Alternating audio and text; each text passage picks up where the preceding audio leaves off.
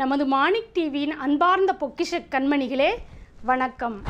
அடியேன் ஆதி அந்த மாணிக்க வாசக சிவசன்மார்க்க பீடத்தின் குரு மாதாஜி டாக்டர் ஜெயந்தி ஸ்ரீபா சிவாச்சாரியார்.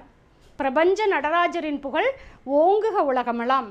சிவஜோதி சிவஜோதி சிவகாமி சிவஜோதி சிவஜோதி சிவஜோதி சிவகாமி சிவஜோதி. ஓம் நம சிவாய. இன்றைக்கி நம்மளோட டாபிக் இறைவனை எப்படி அடைவது. இதில் மெயினாக நம்ம குருநாதர் மாணிக்க வாசகர் என்ன சொல்கிறாருன்னா, முதல்ல இறைவனை அடையிறதுக்கு நம்ம தன்னைத்தானே உணர்ந்துக்கணும்னு சொல்கிறாரு. அதுக்கு அவர் சொல்கிறது தன்னை அறிந்திட தனக்கோர் கேடில்லை, தன்னை அறியாமல் தானே கெடுவான், தன்னை அறிந்தோர்க்கு சிவமே துணை, உன்னை எதிர்ப்பவர் எவனாயினும் சரி எதுவாயினும் சரி ஈசன் முன்னே எள்ளுக்கும் சமமல்ல, அச்சத்தை விடு உச்சத்தை தொடு. அதாவது என்னங்கிறன்னா, தன்னை நமக்கு நாமே அறிஞ்சுக்கணும். தன்னை அறிந்தோர்க்கு தனக்கு ஒரு கேடு இல்லைங்கிற நம்மளை நாமே அறிஞ்சுக்கிட்டோம்னா நமக்கு எந்த கேடும் வராது. தன்னை அறியாதவன் தானே கெடுவான். நம்மளை அறியாமல் இருந்தால் அவன் பாட்டுக்கு எதையோ ஒன்று சொல்லிவிட்டு நான் தான் பணக்காரன், நான் தான் நல்லவன், நான் தான் பணக்காரன், இப்படி எதையாவது சொல்லிவிட்டு அவனே தன்னை கெடுத்துக்குவான். தன்னை அறிந்தோர்க்கு தனக்கு ஒரு கேடில்லை, தன்னை அறியாதவன் தானே கெடுவான். தன்னை அறியும் அறிவினை அறிந்த பின்னே தன்னை அர்ச்சிக்கத்தான் இருந்தானே. அதாவது நம்மளை நாமே உணர்ந்துட்டோம்னா நம்மளே சிவமாயி நம்மளை அர்ச்சிக்கிற அளவுக்கு நம்ம முன்னேறிடுவோம். தன்னை அறிந்தவர்க்கு சிவமே துணை. நம்மளை அறிஞ்சுக்கிட்டா சிவன் எப்பவுமே நம்ம கூடவே இருப்பார்.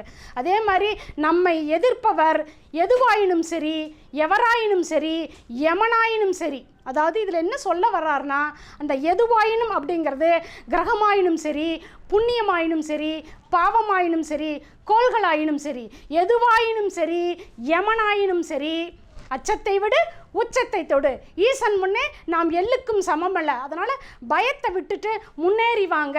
அப்படி இருக்கும்போது தான் நம்ம இறைவனை உணர முடியும். அதாவது சரணாகதி தத்துவத்தை பயன்படுத்துங்கன்னு நம்ம குருநாதர் மாணிக்க வாசகர் சொல்கிறாரு.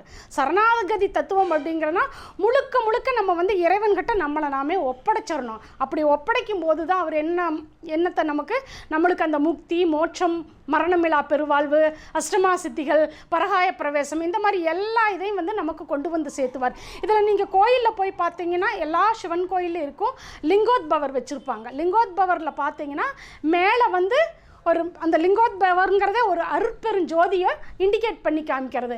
இந்த லிங்கோத்பவரில் என்ன நம்ம இண்டிகேட் பண்ணுறதுனா, கீழே பார்த்தீங்கன்னா பெருமாள் பூமியை நோக்கி பள்ளத்தில் வராக அவதாரம் எடுத்து கீழே போயிட்டுருப்பார்.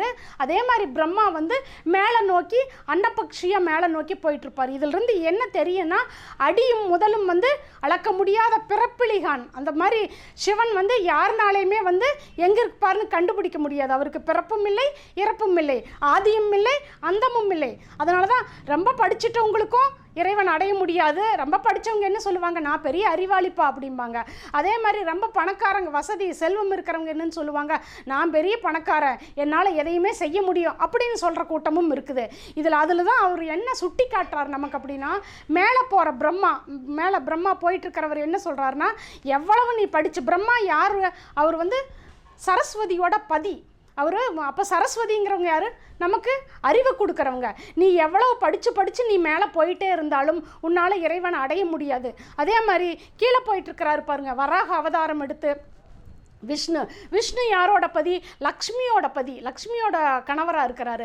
அவர் பணத்துக்கான சிம்பாலிக்காக சொல்லுவாங்க, பணத்துக்கான செல்வத்துக்கு அதிபதி. அவர் கீழே நோக்கி எவ்வளவோ தூரம் போயிட்டுருக்கிறாரு. அப்படி போகும்போது கூட பணத்தை நோக்கி போனாலும் சரி செல்வத்தை நோக்கி போனாலும் சரி நீ இறைவனை அடைய முடியாதுப்பா. நீ இறைவனை அடைய வேண்டும் என்றால் கட்டாயம் சரணாகதி தத்துவத்தை, அதாவது இறைவனே ஈசனே சரணாகதி என்று நீ இருக்கும்போது இறைவன் உன்னோடு அருட்கடாட்சத்தை கொடுத்து உனக்காக அருள் பாலிப்பார். நன்றி அன்பர்களே. சப்ஸ்கிரைப் பண்ணுங்கள், கமெண்ட் பண்ணுங்கள், லைக் பண்ணுங்கள், ஷேர் பண்ணுங்கள்.